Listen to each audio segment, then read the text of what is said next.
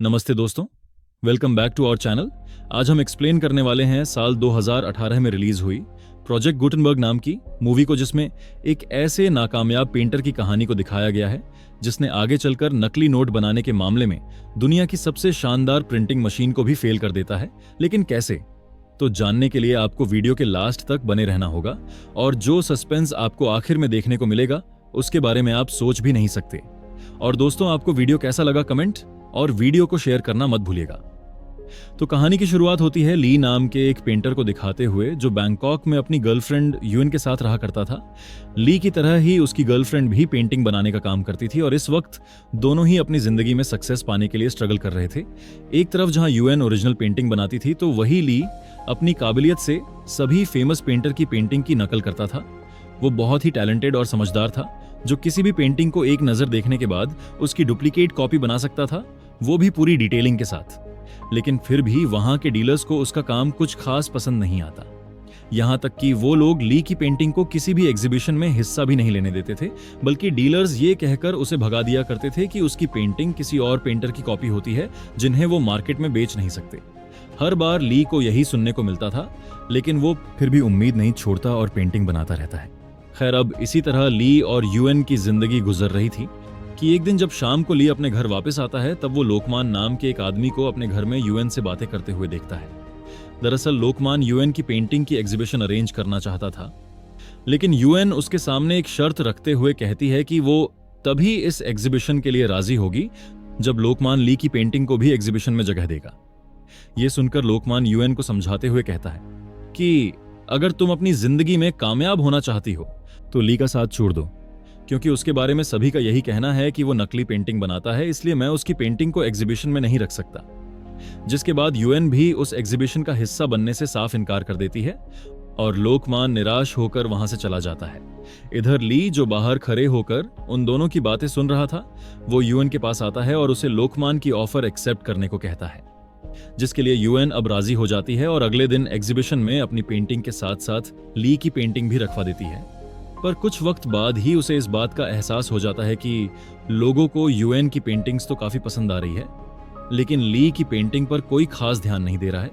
ये देख ली को काफी बुरा लगता है कि तभी उसके जले पर नमक छिड़कने के लिए यहां एंट्री होती है पेंटर नाम के एक शख्स की, जो ली की पेंटिंग का मजाक उड़ाते हुए कहता है कि ये कैसी पेंटिंग है, ये तो सब नकल करके बनाई गई है। इससे पहले कि पेंटर आगे कुछ और बोल पाता, ली की बेइज्जती होता देख यूएन को गुस्सा आ जाता है और वो उस पर शराब फेंक कर उसे वहां से जाने के लिए कहती है। जिसके बाद पेंटर अपनी कार में बैठकर वहां से जाने लगता है। तब उसके पीछे पीछे ली आता है और उससे यूएन के बर्ताव के लिए माफी मांगता है। इस पर पेंटर ली से कहता है कि मैंने ये सब जानबूझकर किया था, क्योंकि मैं तुमसे अकेले मिलना चाहता था। मैं यहाँ तुम्हारी पेंटिंग की बुराई करने नहीं, बल्कि उसकी तारीफ करने आया था, क्योंकि किसी भी ओरिजिनल पेंटिंग को बखूबी कॉपी करना भी एक टैलेंट है, और तुम्हारी कॉपी तो ओरिजिनल से भी बेहतर है। इसके बाद वो ली को एक रेस्टोरेंट में ले जाता है, जहां दोनों ड्रिंक करते हुए बातें करते हैं।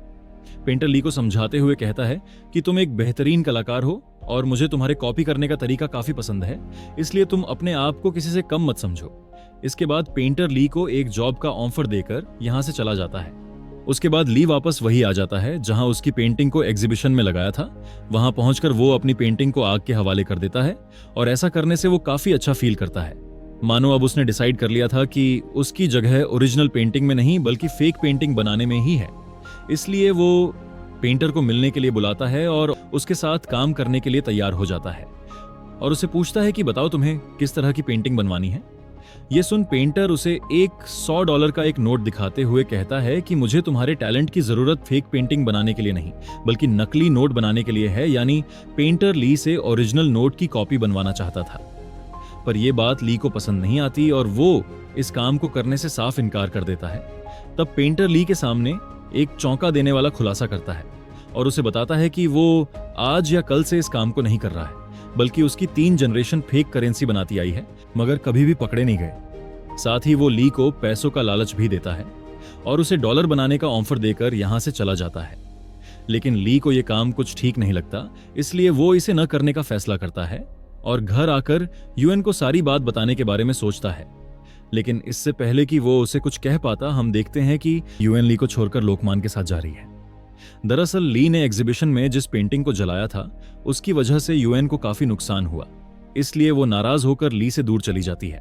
अब ली, जो अब तक यूएन के सहारे अपनी जिंदगी गुजार रहा था, वो उसके जाने के बाद एकदम अकेला रह जाता है और इस अकेलेपन को दूर करने के लिए वो फाइनली पेंटर का ऑफर एक्सेप्ट कर लेता है, जहां पेंटर उसे बताता है कि यूएस सरकार ने अभी हाल ही में नई करेंसी लॉन्च की है जो काफी कॉम्प्लिकेटेड है। उसके डिजाइन में इतनी बारीकियां हैं कि उसे दुनिया की सबसे शानदार प्रिंटिंग मशीन भी कॉपी नहीं कर सकती।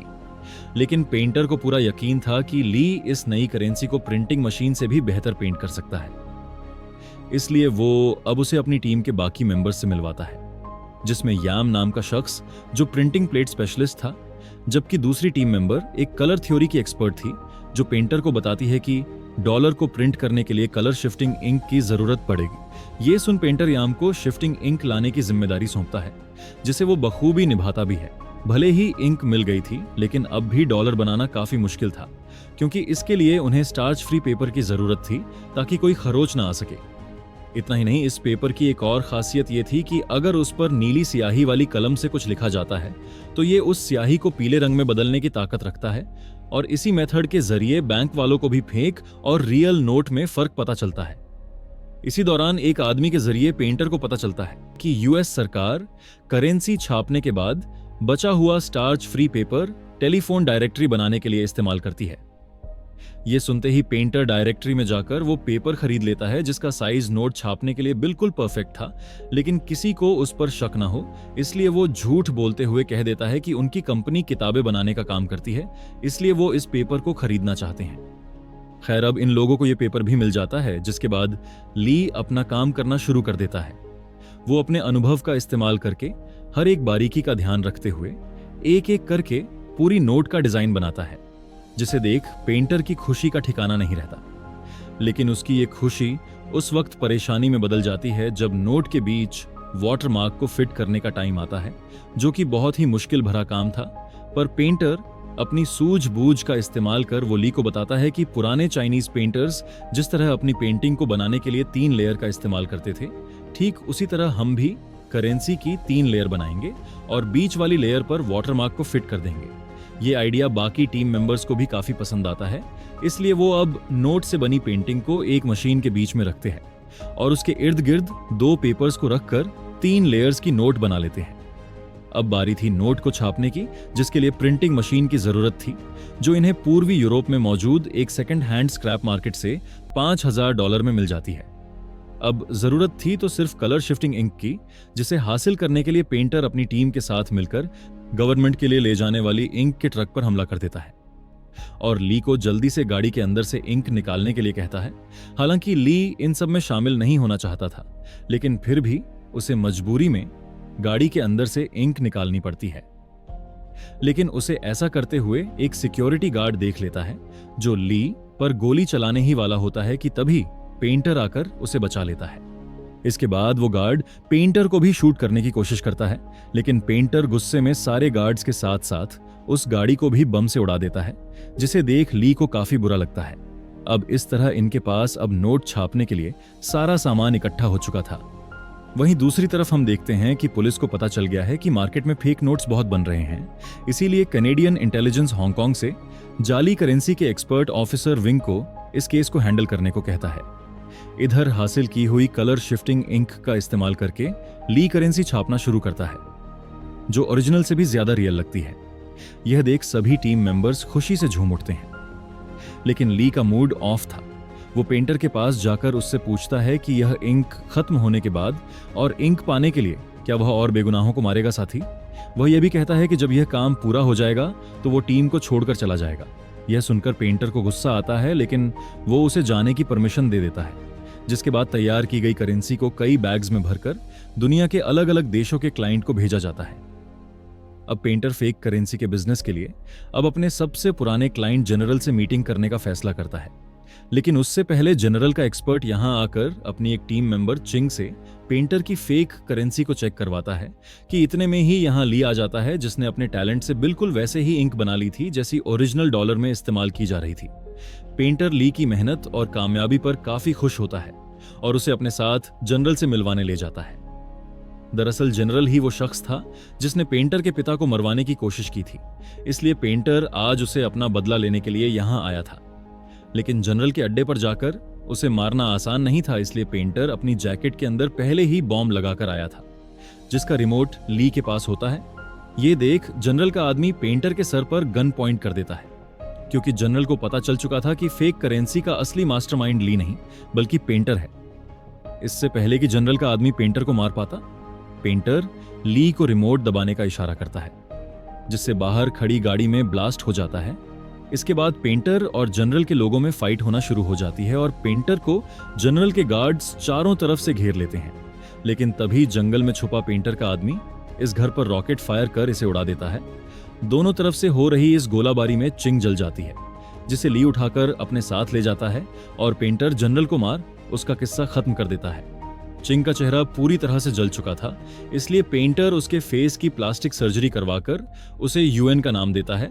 और कुछ दिन बाद ये तीनों यानी ली, चिंग और पेंटर यूएन की एग्जीबिशन में जाते हैं। दरअसल ली फिर से यूएन को अपनी जिंदगी में शामिल करना चाहता था, लेकिन यहां आकर उसे पता चलता है कि यूएन अब लोकमान के साथ रिलेशनशिप में है। यह देख पेंटर उसे समझाते हुए कहता है कि तुम्हें अपने प्यार को पाने के लिए लड़ना चाहिए, पर ली उसकी बात को इग्नोर करके यहां से चला जाता है। वहीं दूसरी तरफ ऑफिसर विंग जाली नोट्स के फेक क्लाइंट बनकर पेंटर को पकड़ने की कोशिश करता है, जिसके साथ हो नाम की एक लेडी ऑफिसर भी थी। इसके बाद विंग पेंटर के 2 आदमियों से मिलता है ताकि पेंटर के साथ डील कर सके, लेकिन पेंटर कोई भी रिस्क लेने से पहले विंग के बारे में जांच पड़ताल करता है और तब उसे पता चलता है कि याम ने उनके बनाए जाली नोट से एक वॉल क्लॉक खरीदी थी और इसी वजह से विंग उस तक पहुंच पाया है, जो कि एक पुलिस वाला है। अब क्योंकि पेंटर का रूल था कि ये अपने बनाए फेक नोट से खुद के लिए कुछ भी नहीं खरीद सकते हैं, लेकिन याम ने रूल को ब्रेक किया था, इसलिए पेंटर उसे और उसकी फैमिली को मार देता है। इधर विंग, जिसे अब तक पता नहीं था कि पेंटर को उसकी सच्चाई पता चल चुकी है, वो पेंटर से डील करने उसके पास आ जाता है। अब पेंटर ली से कहता है कि विंग को मार दो, लेकिन ली काफी डर जाता है, जिसके चलते पेंटर को ही विंग को मौत के घाट उतारना पड़ता है। पेंटर ली पर गुस्सा करते हुए कहता है कि मैंने तुम्हें क्या से क्या बना दिया, पर तुम्हारा डर अब भी बरकरार है। ली को आखिरी मौका देने के लिए पेंटर उसे यूएन और लोकमान के पास ले जाता है, जिन्हें इसने किडनैप कर लिया था। पेंटर ली से लोकमान को मारने के लिए कहता है, मगर ली लोकमान को मारने के बजाय अपनी गन पेंटर पर पॉइंट कर देता है। लेकिन पेंटर ये बात अच्छी तरह से जानता था कि ली डरपोक है, इसलिए वो लोकमान को मार देता है। ये देख ली यूएन को बचाने की कोशिश करता है, पर पेंटर और उसके आदमी इन दोनों पर फायरिंग करने लगते हैं। मगर तभी चिंग यहां आकर पेंटर के सभी आदमियों को मौत के हवाले कर देती है, जिसके बाद ली और पेंटर का आमना सामना होता है और ली अपने डर को भुलाकर पेंटर को मौत की नींद सुला देता है। फिर ली यूएन को वहीं छोड़कर चिंग के साथ डील के लिए लाए हुए पैसे लेकर वहां से निकल जाता है और दोनों एक रिसोर्ट में छुप जाते हैं, जहां न्यूज़पेपर के जरिए ली को पता चलता है कि पेंटर अभी भी जिंदा है, क्योंकि पुलिस को उसकी बॉडी मिली ही नहीं। ली को अच्छी तरह से पता था कि पेंटर अपना बदला लेने के लिए यूएन को नुकसान पहुंचाने जरूर जाएगा, लेकिन इससे पहले कि वो यूएन के पास पहुंच पाता, ट्रैवल एजेंट के ऑफिस में पुलिस ली को फेक करेंसी यूज करने के जुर्म में अरेस्ट कर लेती है। जहां लेडी ऑफिसर हो उसे इंटेरोगेट करती है, मगर ली बहुत ज्यादा डरा हुआ था, इसलिए वो कुछ भी बता नहीं पाता कि तभी पुलिस स्टेशन में यूएन अपने वकील को लेकर ली की जमानत करवाने के लिए पहुंच जाती है। लेकिन ऑफिसर यूएन के सामने शर्त रखते हुए कहती है कि हम ली को छोड़ देंगे, पर इसके बदले हमें पेंटर की इंफॉर्मेशन चाहिए, जिसके लिए ली भी राजी हो जाता है और पुलिस उसकी मदद से चिंग और पेंटर का स्केच तैयार कर लेती है। इसके बाद हम यूएन और ली को एक होटल में देखते हैं, जहां दोनों एक दूसरे के साथ क्वालिटी टाइम स्पेंड करते हैं। दूसरी तरफ पुलिस स्टेशन के बाहर लेडी ऑफिसर हो पेंटर जैसे दिखने वाले एक ऑफिसर को देखती हैं और उसे पकड़कर उससे पूछती हैं कि आखिर तुम कौन हो। इस पर वो हो को बताता है, मैं एक पुलिस ऑफिसर हूं और उस दिन ली के अरेस्ट होने के बाद मैं आपको और ली को अपनी कार से पुलिस स्टेशन में लाया था। साथ ही वो अपना आईडी कार्ड भी दिखाता है, जिससे यह बात साबित हो जाती है कि वो सच बोल रहा है। दरअसल रास्ते में ली ने इस ऑफिसर के फेस को काफी देर तक देखा था, इसलिए उसने पेंटर की जगह इसका स्केच बना दिया था। अब आता है इस स्टोरी का असली ट्विस्ट, और ऑफिसर हो की आंखों के सामने ली की पूरी स्टोरी आ जाती है, जिसमें फ्लैशबैक में हमें दिखाया जाता है कि असल में पेंटर नाम का कोई शख्स इस दुनिया में है ही नहीं, बल्कि इस पूरे खेल का मास्टरमाइंड खुद ली है। बस ली ने अपने दिमाग का इस्तेमाल कर इस इमेजिनरी कैरेक्टर पेंटर को अपनी जगह दे दी थी, जबकि असल में ली ने ही यूएन और उसकी फैमिली को मारा था। उसने इतनी चालाकी के साथ इस स्टोरी को क्रिएट किया था कि यह सबको सच लगे। यह जानने के बाद अब ऑफिसर हो होटल की तरफ भागती है, लेकिन ली पुलिस वालों को मारकर यूएन के साथ भाग चुका था। इसके बाद पुलिस को यह भी पता चलता है कि जो यूएन ली की कस्टडी लेने आई थी वह भी नकली थी, जबकि असल यूएन तो उस वक्त कहीं और पेंटिंग बनाने में बिजी थी। तो यूएन जैसे दिखने वाली ये औरत थी कौन? तो दोस्तों वो थी चिंग, जो जनरल के साथ गन फाइटिंग में जल गई थी। तब ली ने उसकी प्लास्टिक सर्जरी कराकर उसे यूएन का चेहरा दे दिया था। मगर जब चिंग ने एग्जीबिशन में यूएन को देखा तो वो समझ गई कि ली उससे नहीं बल्कि असली यूएन से प्यार करता है और वो यूएन को नहीं पा सका, इसलिए उसने चिंग को उसका चेहरा दे दिया। ये जानकर चिंग बहुत ज्यादा हर्ट हो गई, इसलिए वो यूएन और उसके प्यार लोकमान को किडनैप कर होटल ले आई, जिसके बाद उसने ली से कहा कि अगर वो उससे प्यार करता है तो यूएन को मार दे। इसी वजह से उस दिन होटल में गन फाइटिंग हुई थी, जिसमें ली की पूरी टीम मारी गई और चिंग वहां से बचकर भाग गई थी। मगर वो ली को जेल से बाहर निकालने के लिए दोबारा वापस इसलिए आई ताकि उससे बदला ले सके। असल में ली का मानना था कि जिस चीज को तुम चाहते हो अगर उसे हासिल ना कर सको तो किसी और चीज को खरीद कर उसे उसी जैसा बना लो, बिल्कुल फेक नोट की तरह। ली की बातों से चिंग को बहुत बुरा लगता है, इसलिए वो ऑफिसर हो के लिए एक पेपर पर उस बोट का नंबर लिखकर छोड़ देती है जिसमें उसे ली के साथ जाना था। फिर हम समुंदर के बीच ली और चिंग को देखते हैं जो कि हांगकांग के टेरिटरी से बाहर निकलने वाले थे, कि तभी चिंग उसे कहती है कि वो उसके साथ फेक यूएन बनकर नहीं रहना चाहती। इतने में यहां पुलिस आ जाती है जो ली की बोट को चारों तरफ से घेर लेती है। हालांकि ली यहां से भागने की कोशिश करता है, लेकिन चिंग जिसके हाथ में बॉम्ब का रिमोट था वो उसे प्रेस कर बोट को ब्लास्ट कर देती है और ऑफिसर हो देखती रह जाती है।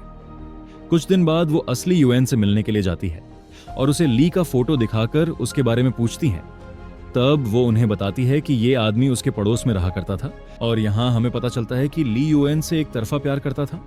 वो दोनों कभी रिलेशनशिप में थे ही नहीं, बस ली पैसा कमाकर यूएन को पाना चाहता था, जिस वजह से एक टैलेंटेड आर्टिस्ट फेक करेंसी बनाने वाला पेंटर बन गया। लेकिन फिर भी वो यूएन को ना पा सका, इसीलिए उसने चिंग को उसका चेहरा दिया।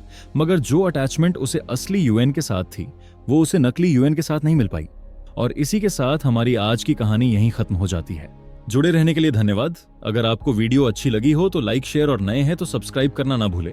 मिलते हैं अगली बार और एक रोमांचक कहानी के साथ।